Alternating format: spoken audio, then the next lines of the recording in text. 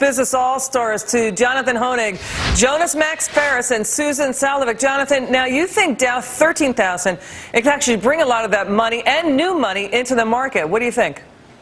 Well, I mean, Dow 13,000 is the big headline number, Liz, but it is just a number. I mean, and the Dow was still strong at 12,990, 12,890. I mean, the Dow has been strong now for quite a period of time. Equities have been strong, and while I agree with Ty that I think some of that has been due specifically to price inflation because we've started to see bonds come down, I'm from the school that says don't fight the tape, and I think stocks in general should be bought here, not sold or sold short. Yeah, don't fight the tape. I mean, even Susan, the most unreconstructed bear, would say, you know what, not so much a story about, you know, the so-called immaculate recovery, but it's really about profits. We saw Home Depot hitting a 10-year high.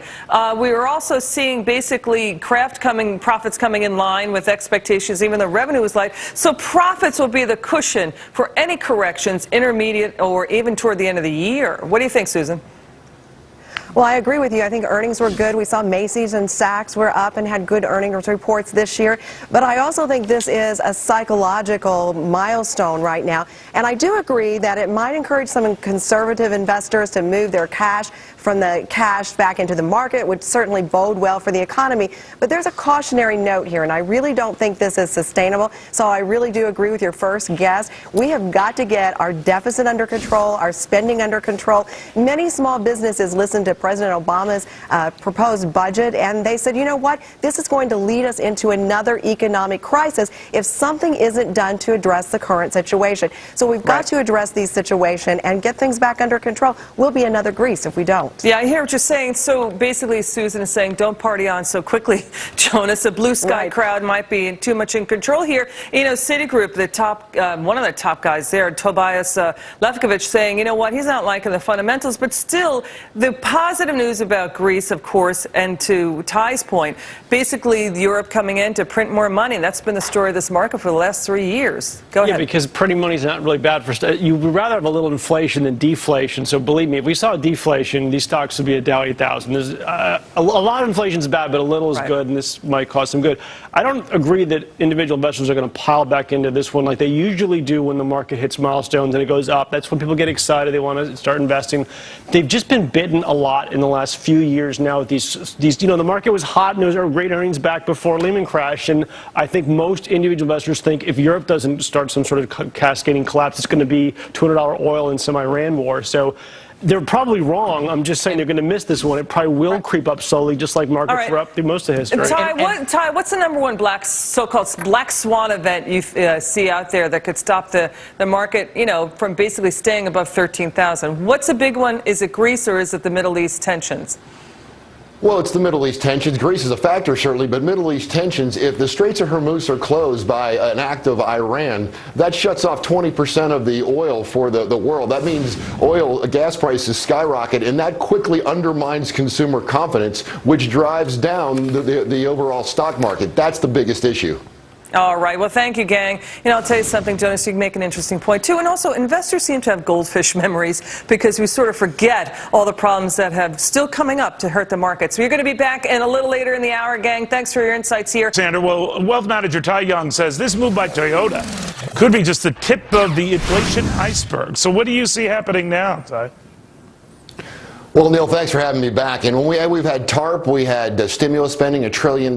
We have over $1 trillion annual deficits. We had QE2 and now what I call QE3, where we're printing money and sending it to Europe to hold up their economy. And every time we print a dollar, as Sandra Smith just pointed out, it devalues the dollars in our pockets. And that means that dollars are less, and Toyota's responding to that. And I think you'll see other companies respond to that as well. You know what's kind of interesting about Toyota is if any automakers try to hold the line on pricing for a variety of reasons, even as some of its competitors have tried to scoop market share away from it for holding firm on that, Toyota's it. It's not a company to expect to do it.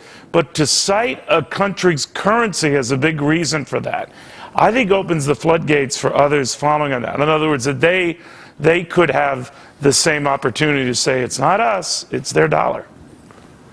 I don't think there's any question about that. And a lot of Toyota's vehicles are made here in the United States, and as materials become more and more expensive, I think they have a legitimate claim, and as other companies do that, I think things get more and more expensive. Gas prices are going up, so it's getting more and more expensive for the consumer. It's getting tougher out there, no question about it. So then, Ty, what do you see happening in the inflation front? The Fed tells me it's not an issue. Alice Rivlin, the former budget director, Clinton money person, tells me not an issue.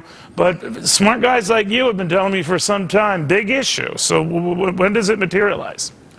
Well, it's certainly a big issue. The government's inflation rate, they say it's 3%, but to me that's a fairy tale because it doesn't include the things that we buy on a daily and weekly basis like gas and food. If you add gas and food into that number, I mean, gas has doubled in the last 2 years. The inflation rate's probably double digits, and that hits us right here in the wallet. And really, Neil, this problem is not one that's tough to solve if we just have the fiscal discipline to do it. If we had monetary policy where we would stop printing money and fiscal policy we wouldn't run deficits, and we start by auditing the Fed, I think all those would be positive things to getting things turned around. Well, that assumes a great deal in Washington, but no doubt. Ty, well spoken. Ty Young in Atlanta, a pain in the gas.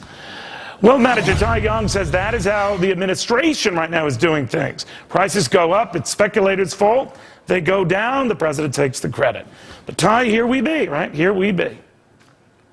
No doubt. Thanks for having me back, Neil. Yeah, gas prices go up. We blame the speculators. He demonizes them. Gas prices go down. We'll probably see the president out in the next couple days taking credit for that. The only thing that surprises me in this scenario is the president hasn't blamed former President Bush.